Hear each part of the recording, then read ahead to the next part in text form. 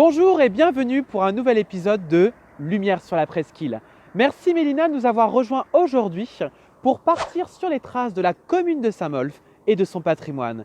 Et justement derrière moi, la chapelle Saint-Germain. Quelle belle randonnée, Sébastien! Qu'est-ce que ça fait du bien de profiter de cette air automnale. Et dis-moi, c'est pas le blason de Saint-Molf que j'aperçois là-bas? Le blason de Saint-Molf est un pur condensé de l'histoire de la commune. On retrouve la couronne ducale, symbole de l'appartenance au duché de Bretagne. On retrouve ici en diagonale les hermines, symbole également de la Bretagne.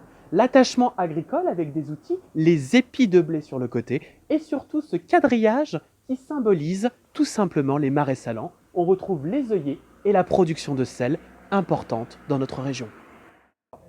En plus de son blason, Saint-Molf détient un riche patrimoine. On a pu voir durant notre randonnée une vingtaine de croix et calvaires. Et justement, il me semble qu'il y en a un juste derrière moi.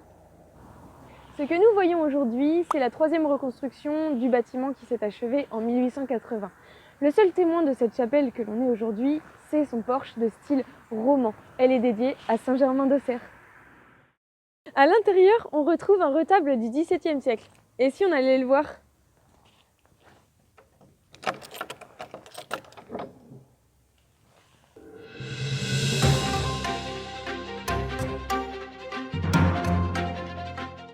Flash info spécial depuis la presqu'île de Guérande. Saint-Germain est issu d'une famille gallo-romaine. Grand chasseur, gouverneur, il devint en 418 évêque d'Auxerre, sa ville de naissance. Il est reconnu comme l'évangélisateur de l'Auxerrois et de la Bretagne insulaire. Au centre, il figurait Saint-Germain. Et là, on retrouve Sainte-Anne, la sainte patronne des Bretons. Ainsi que Corneille, patron des bêtes à cornes. Depuis 2015, l'église n'est plus affectée au culte, elle accueille des expositions artistiques régulièrement. D'ailleurs, en parlant de culte, je te propose de continuer cette balade vers l'église de Saint-Molf à la découverte du patrimoine mandulfin. Église dédiée à Saint-Molf, rappelant le nom du saint patron du moine irlandais Médulfus, l'orthographe fut changée en Médulphe pour aboutir au nom de Saint-Molf. Remplaçant un ancien édifice devenu vétuste, cette église est construite au milieu du XIXe siècle.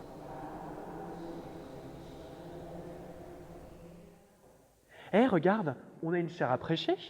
Il y a la représentation du tétramorphe, c'est-à-dire les 4 évangélistes.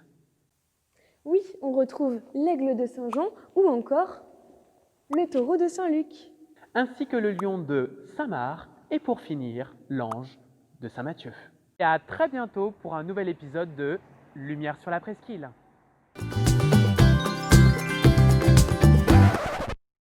Attends Sébastien, la randonnée n'est pas finie. Allons rejoindre la côte.